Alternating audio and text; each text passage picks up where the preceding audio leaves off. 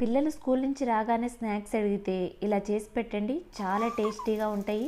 మనం మంచి ఆయిల్లో ఫ్రై చేసుకున్నట్టయితే టేస్ట్ కూడా చాలా బాగుంటుంది అండ్ హెల్త్ కూడా మంచిదన్నమాట. ఇప్పుడైతే ప్రాసెస్ చూసేద్దాం.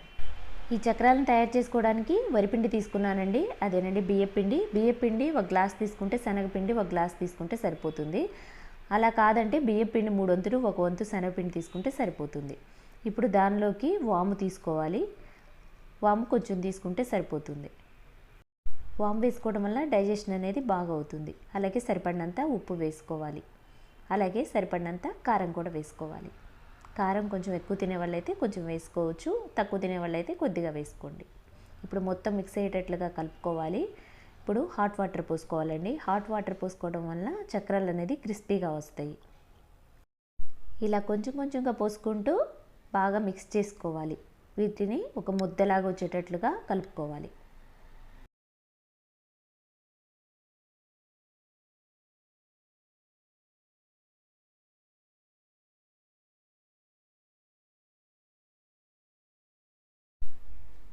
ఇప్పుడు స్టవ్ ఆన్ చేసుకొని బాండీ పెట్టుకొని దానిలో ఆయిల్ వేసుకోవాలి. ఆయిల్ కాగుతున్నప్పుడే మనం తయారు చేసుకున్న ముద్దని చక్రాల గిద్దల్లో పెట్టేసుకొని ఒత్తుకోవాలి.